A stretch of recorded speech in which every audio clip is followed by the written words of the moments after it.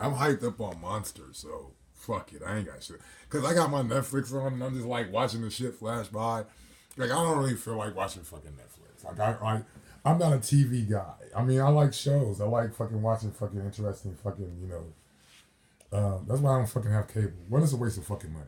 Because generally, cable don't have shit on it. And so you're just sitting there like watching a screen in order to distract you from actually self-reflection. And meditation is just the best way to get into it. Like people I saw this thing where Eddie Griffin was trying to compare prayer, standard prayer to meditation and yoga. It's not. Prayer is just like it's kind of like talking to yourself. And not to say talking to yourself is not good, but it's a delusional talking to yourself because you think that you're talking to some third party outside of yourself. You know what I'm saying? Which you derive some self-esteem from. And it can't be self-esteem if you're deriving it from outside of self. So it actually is pseudo self-esteem. It's the self-esteem that you're deriving from some relationship that's eternal, that is also at the same time external, which is kind of schizophrenic. That's not possible. So, like when I was talking about schizophrenia, a lot of us have schizophrenia. See, because I wasn't really on narcissism. I wasn't really on what we describe as minor psychological issues, and narcissism is one of those minor psychological issues. I had major psychological issues, so most of my studies had to deal with the major psychological issues that I dealt with. So I got into psychology primarily in order to deal with my own particular psychological issue. And the funny thing about it is that my mother got into reading shit too and realized that Buddhism was the only known available cure to schizophrenia.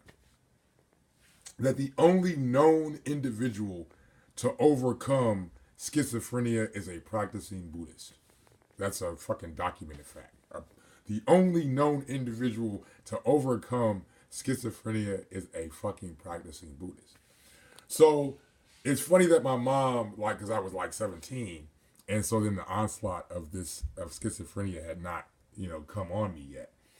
So, kicked out the only fucking guy who had a pathway for me being able to deal with the issues that I would have to deal with in my 20s. So in my 20s, I get to this point where I'm like, okay, well, I had already been practicing. Regardless of my mom kicking out a boy, I was still doing Namyo Renge Kyo, and I had just supplemented it for other mantra yogas and learned that there was further and started doing Om and other shit. And I had to do it in secret because I knew that my mom had an aversion to it. So therefore, I was doing these practices in secret because I didn't want to openly do them anymore because my mom would have the same reaction she had from the Buddhist teacher and chase him out and fucking throw away my ganza and all that other shit. So I started practicing, kind of like in secret, this meditation, which actually, when I actually had these psychological issues, helped me deal with them. But then I had to deal with a fucking parent who wanted to exasperate my issues while still acting as if she was trying to, help me because of her narcissistic personality disorder, which I was entirely unaware of because I wasn't focusing on what are minor psychological issues, which are really major psychological issues, which actually exasperate minor what we call major psychological issues. Like a narcissistic personality disorder is going to really exasperate a schizophrenic personality disorder. It's going to work against it. It's going to work to make it motherfucking as worse as it possibly can, so it can deem some victimization or some role of victim by dealing with it. So it's a better victim role as me being a schizophrenic than it is me being an autist. So therefore, my mom switches to schizophrenia as being the main focus because it's a better way to play a victim to my psychological issues. So therefore, when I'm in the company of my mother, they're exasperated so she can play victim. I'm so victimized by outs and schizophrenia that it doesn't affect anybody else's life, or my ex-wife's life. Only when my mother became involved and started advising my ex-wife how to deal with my schizophrenia. Now, beforehand, this wasn't an issue. It became an issue afterwards. Now, the woman I've been with for the last 2 years, almost 3 years, hasn't dealt with any schizophrenic issues or, flights of fancy that Courtney would have to deal with. Yet, Courtney would have been homeless if it had not been for me. So the crazy schizophrenic guy gets you and your daughter off the streets, puts you into a fucking apartment, and he's the bad guy.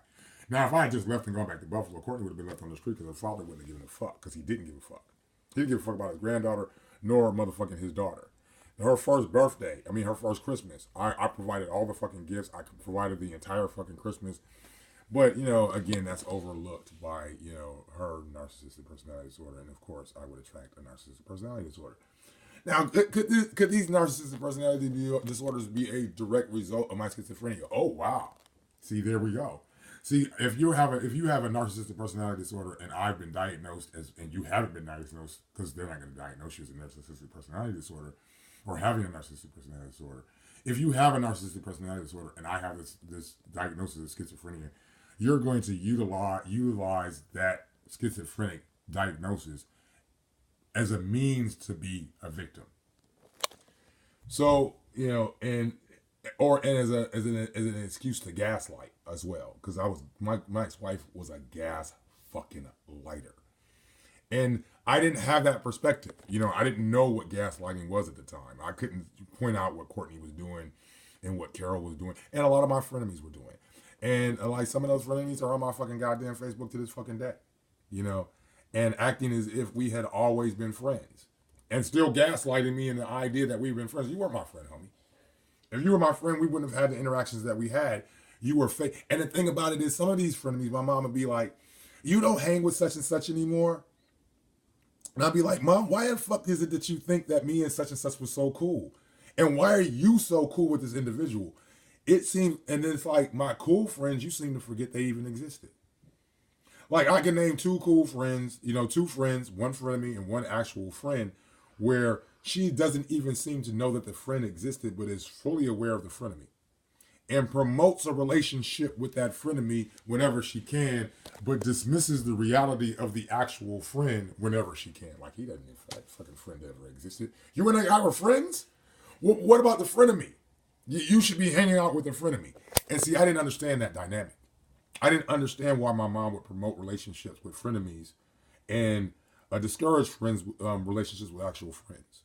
I never understood that because I didn't have that perspective, because I was only dealing with my own psychological issue, schizophrenia, and then with my psychiatric condition, autism, and how it related to my learning disabilities and all fucking other things, how they all related. That was basically my focus in psychology, because I was trying to make myself better.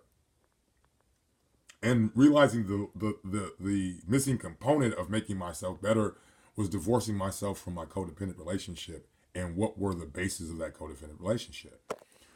And here I am still fucking goddamn dealing with it, because I still deal with parataxic distortions and the cognitive dissonance that stems from those parataxic distortions. So it's like this overall gaslighting that I go through where, am I crazy? Am I paranoid? Are people actually treating me like giving me this pseudo fucking goddamn visibility or this transferred visibility? They're visible. They're viewing me as they perceive me, but not as I actually am. So therefore, I'm not getting authentic visibility. I kind of got to pee. I want to come back and get on this discussion. I'm gonna throw a bunch of this shit on Facebook in a minute. On fucking YouTube in a minute. But I got to piss, so I'm going.